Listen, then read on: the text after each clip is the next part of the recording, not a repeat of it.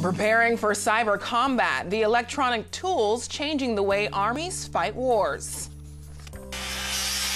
It's fantastic just to see a build from the plans to fruition. It's incredible.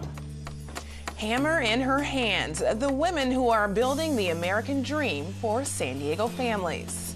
It's the first ever large-scale colonization mission. And everyone back on Earth is really grateful for your hard work. Cue the noble theme music and humans taking on a brave new world. Then see where it all goes wrong in the new Alien movie. KPBS Evening Edition starts right now.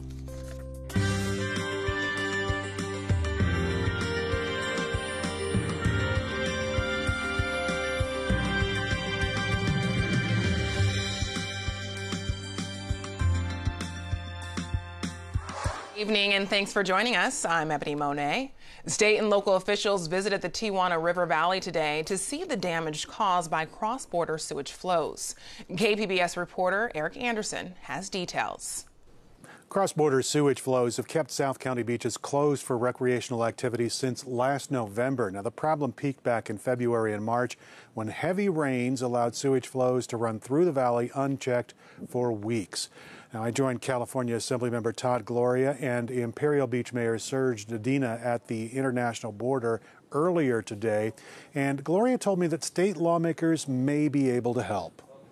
This has been an issue that's been going on for decades. We can't ignore it any longer, and we can't afford to have Sacramento ignore it any longer. I'm not optimistic about the Trump administration focused on this issue. They seem to have a different agenda when it comes to the border, but down here it's about water quality, it's about access for the public. Here in the Tijuana River Valley, the problem is pretty obvious to see. We're standing in the river valley, which is low, and it's below Tijuana on the other side of the border. The sewage comes out of the city, it comes into this river valley. Some of it gets caught at the International Wastewater Treatment Plant, but the overflow continues to move through the valley and then out to the ocean. Tijuana's grown a lot, so we need to really improve the infrastructure in Tijuana. But number two, we've really realized the need to have a diversion system and infrastructure to catch those wastewater flows that make it past the border on the U.S. side of the border. So that's what we're really working on right now. Two sides, two pots of money, but really making sure that not a gallon of water, the sewage water, reaches our coast and pollutes the beaches.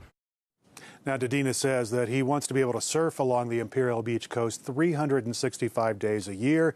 He also says he's much happier about cross-border communication after the most recent rains. Dedina says the sewage overflow reached U.S. ocean waters, but he says Mexican officials did reach out to talk about the situation before it became a major problem. Eric Anderson, KPBS News. A small advance in a federal lawsuit shows just how much the power has shifted against California's authority on air pollution.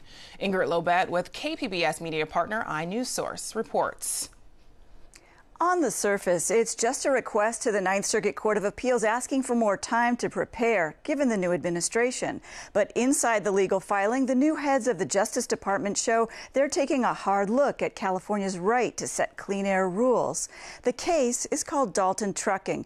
It was brought by contractors who use diesel construction and highway equipment. California, they say, is regulating their machines too tightly.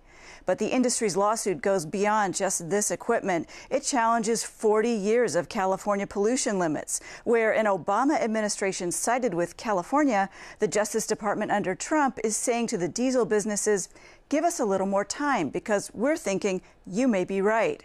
California's air officials say they're disappointed in the delay and the cloud of uncertainty over their pollution rules. They say they can't attain clean air without cleaning up diesel.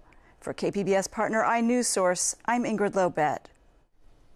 Republican leaders from across the nation are in Coronado this week for their spring convention.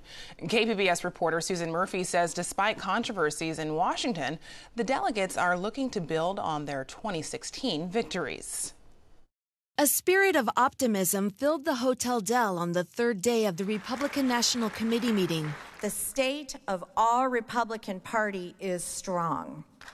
The 170 conservatives are working to build on their momentum. They're strategizing for the 2018 midterm elections and beyond to keep control of the House and Senate, including seats in California. Woody Woodrum is chairman for the California Trump campaign. He says the state needs a more fair and balanced legislature. You know, with the car tax and the increase in the fees and the problems that we're having with water and the problems that we're having with dams and the road construction and all of these different things, that's what we have had. That's what has taken place because of the current administration that we have in the state of California. And I think something has to be done about it. Gina Roberts is president of the San Diego Log Cabin Republicans, an LGBT wing of the Republican Party. She's happy to see President Trump shaking things up in Washington, from health care to immigration to firing FBI Director Comey. Was the timing perfect? Yeah, Mr. Trump isn't known for his perfect timing. He's known for making things happen. And I think that you're going to see a lot more things happen. Trump paused from signing executive orders in Washington to address the conservative crowd by video. I am very sorry I can't be there in person. Believe me, I'd rather be right now in San Diego with my friends, but I'm working very hard here in Washington. Trump assured the Republicans he will be heavily backing upcoming campaigns. Susan Murphy, KPBS News. The federal government says it's settled on the finalist for designing President Donald Trump's border wall. U.S. Customs and Border Protection says it will notify them over the next few days. The government has previously said they picked up to 20 for contracts, expected to be valued at between $200,000 and $500,000. Prototypes will be built in San Diego on a stretch of land near the Otay Mesa border crossing. San Diego announced a new partnership today to help immigrants who work for the city become citizens by having citizenship-related services available where they work. Airport employees will also have this benefit. The San Diego Regional Chamber of Commerce is teaming up with the city and airport on the project. More than 200,000 immigrants will be eligible to take advantage of the services.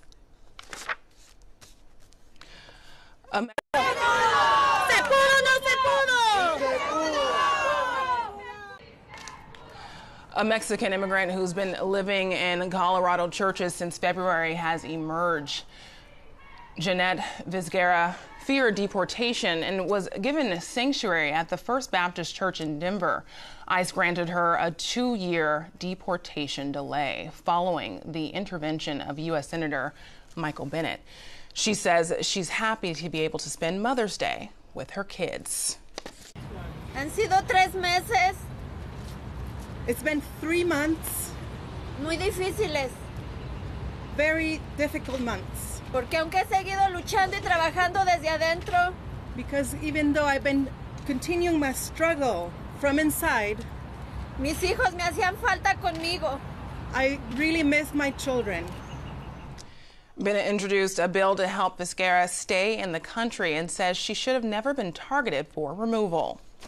Hundreds of seniors have expressed interest in a new affordable housing project in North Park geared towards the LGBT community.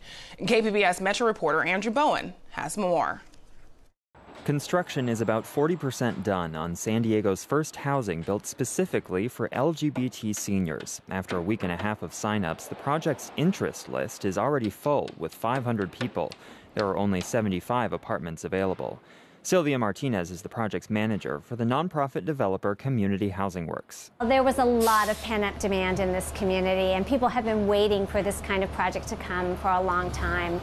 You know, North Park is one of the historic hearts of the gay and lesbian community in San Diego, and many folks are getting priced out of this neighborhood now as it gentrifies. Housing that's open and welcoming to LGBT seniors is growing in popularity. Martinez says many LGBT seniors have needs that their straight counterparts don't. Going back into some senior complexes at this point is actually like a return to the closet. So this is such an important issue for seniors to have a place where they can be respected and to be in a community that supports them where they're at.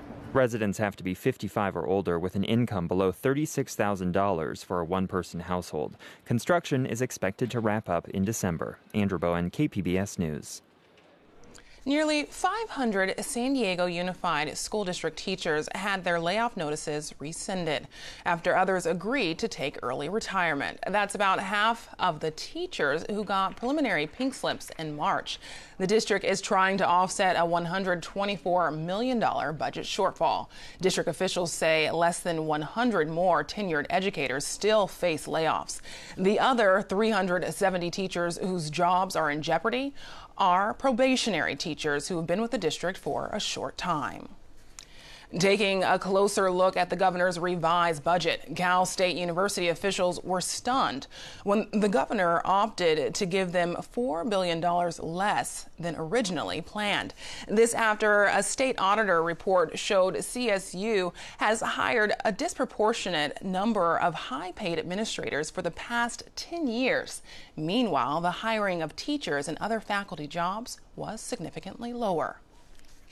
I can understand the impulse. If you think an agency is being mismanaged, you take money away from them. But I think pretty consistently in public higher ed, when the money goes away, it comes out of the hide of the students, not the administrators. The CSU system also implemented a 5% tuition hike for students. It takes effect this year. There's a $3 million project underway in Logan Heights to address San Diego's affordable housing shortage. Habitat for Humanity is building homes with the help of corporate sponsors and dozens of women.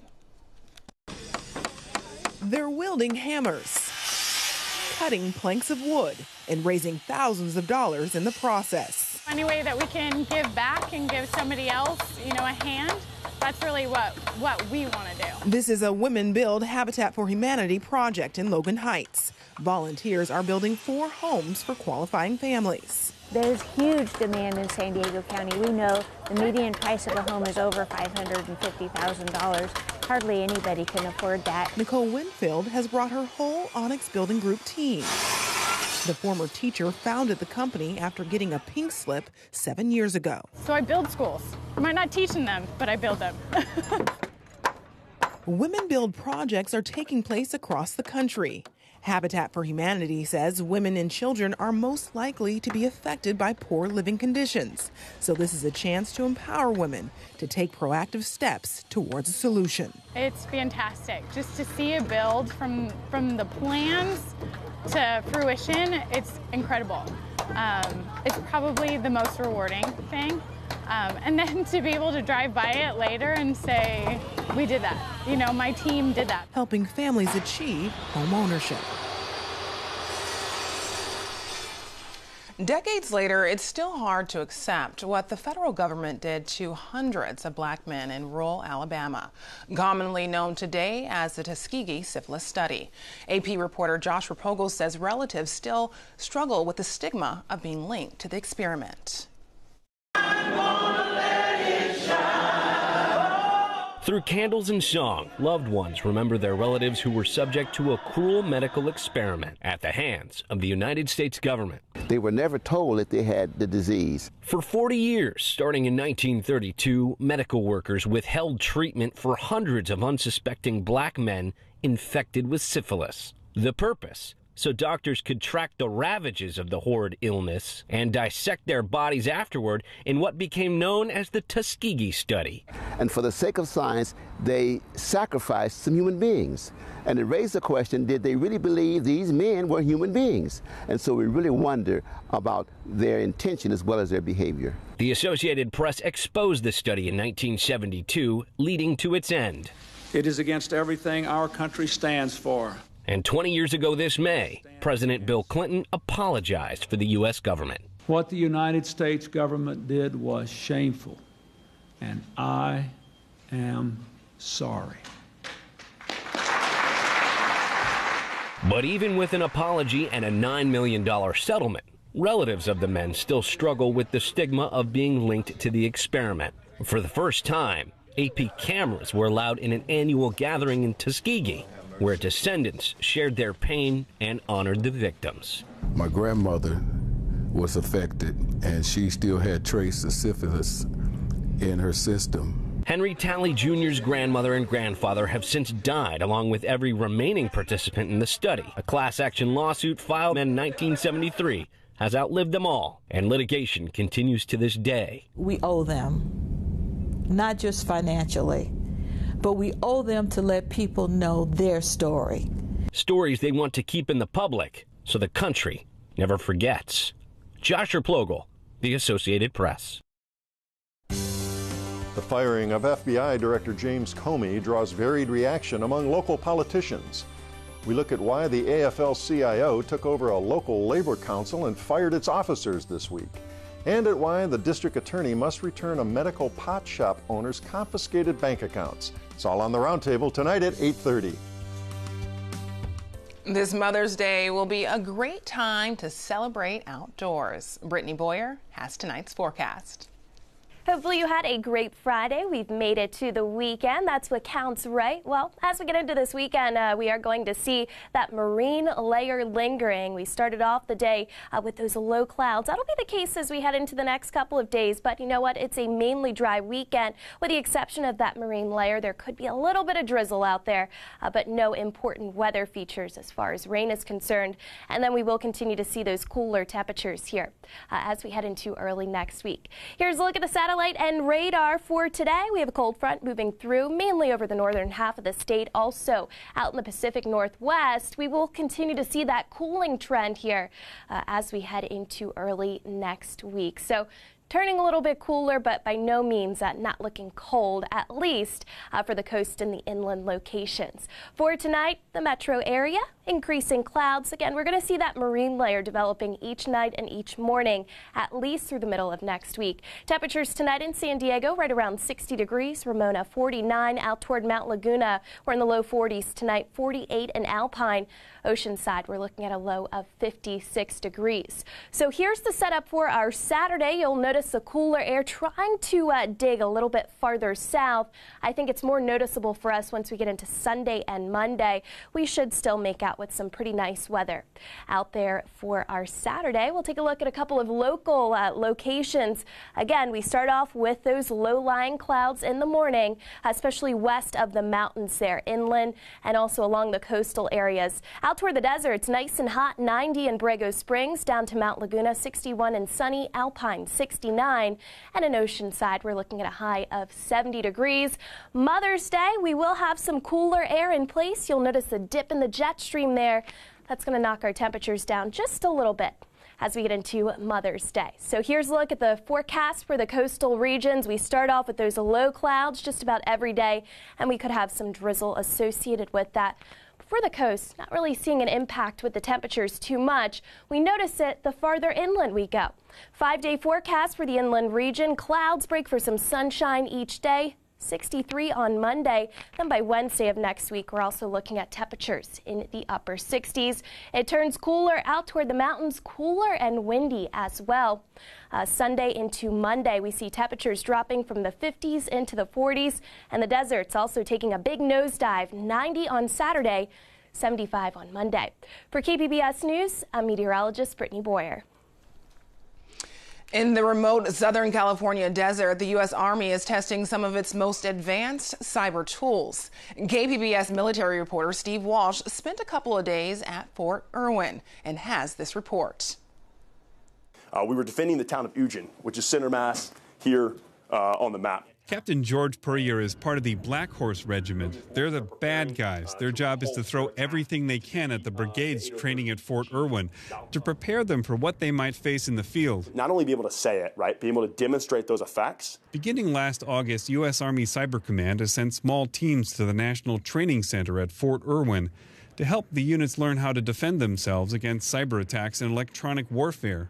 Black Horse used some of these tools to help stop a tank assault. And as those tanks came through, we had a jammer, again, providing an electronic support by fire. Purrier says they forced the commanders out of their tanks to talk things over, while his Black Horse Regiment rained down simulated fire. Eventually, it was game over. The Russians have reportedly used similar tactics in Ukraine. The U.S. often conducts cyber warfare from air-conditioned buildings in Virginia, far from the battle lines.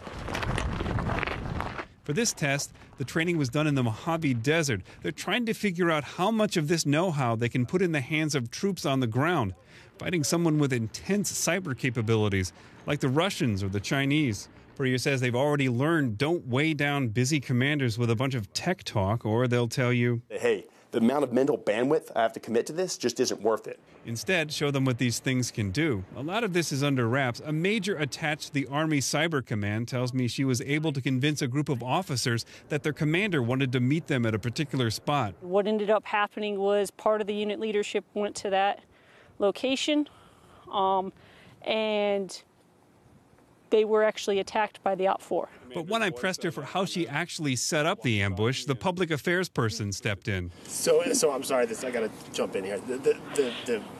The ways in which we do it are part of the effectiveness of how it works.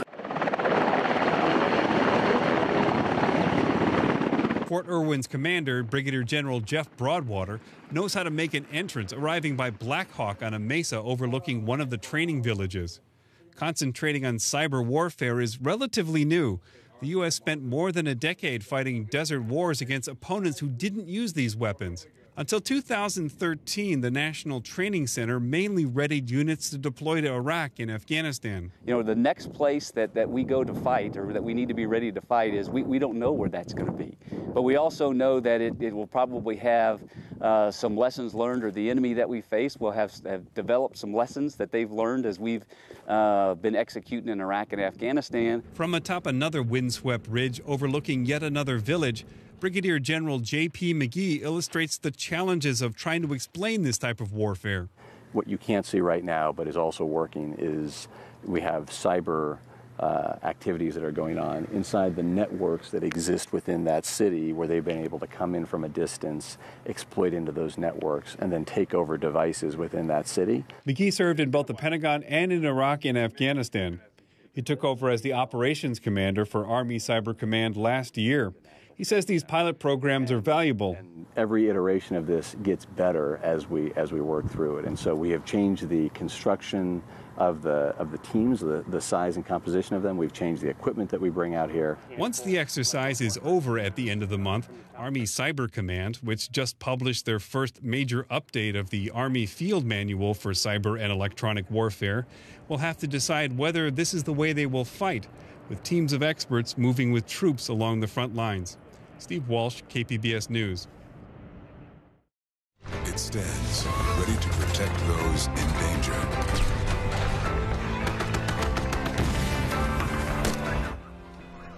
Battle up. That's the message from the newest Marine Corps ad. It's the first to feature a woman in combat, from standing up to bullies to playing rugby in the rain. Marine leaders hope to send an inclusive message after backlash against the Corps over the nude photo sharing scandal. This could be the best gift for Mother's Day. Families reunited with returning soldiers today at Camp Pendleton. More than 2,000 Marines are coming home over the next few days. Loved ones held American flags and signs, waiting for the first signs of their Marines. This was the first deployment for some San Diego families. It's very nice to make it here for that. The best gift. We're very, very happy to have him back home. You know, him and his fellow Marines. They've been on a 7-month deployment. They traveled to the Pacific, the Middle East, and the Horn of Africa. Coming up tonight on PBS NewsHour, a global cyber attack struck computers in 70 countries. It forced hospitals in the UK to turn away patients. They said, "I'm really sorry, but their computer system is down. You're going to have to go away. We can't have any appointments. It would be dangerous to do so because we can't access any of the files." And Law and Order, the call for tougher prison sentences. That's tonight on PBS NewsHour, starting at 7, right here on KPBS. It's Friday and time to check in with KPBS arts reporter and cinema junkie Beth Accomando about what's playing in theaters. Ever since teaser footage and prologue clips were released for Alien Covenant, buzz has been building for Ridley Scott's latest prequel. But now that the film has screened for critics, I have to say, not since George Lucas made his Star Wars prequels has a filmmaker revisited a franchise he created and gone so completely wrong. Scott's 1979 Alien is an iconic horror sci-fi classic that leapt out of the dark to remind us that space creatures could be scary. But Scott's two prequels, Prometheus and now Covenant, abandon that satisfying movie monster formula for a pretentious meditation on where we come from. Once again, everyone behaves foolishly so the plot can advance, and the only redeeming feature is the return of actor Michael Fassbender. But when new movies fail, there are always classics like Woman of the Year. It screens tonight only at the Museum of Photographic Arts as part of a film series I co-program called Famous First. The film marks the first time Spencer Tracy and Katharine Hepburn work together, and you can see the chemistry sizzle on screen. Haven't you met Miss Harding? Yes, in a belligerent sort of way. He hit me first. Hello. Landmark's Hillcrest Cinemas opens after the storm, in which Japanese filmmaker Hirokazu Koreeda once again explores family dynamics in an elegant manner that reveals his deep but not showy sense of compassion. And if all else fails, there's that dysfunctional makeshift family of space pirates still on hand to entertain in Guardians of the Galaxy Volume 2. I'm Groot. No! No, that's the button that will kill everyone! Beth Accomando, KPBS News. You can find tonight's stories on our website, kpbs.org/evening edition.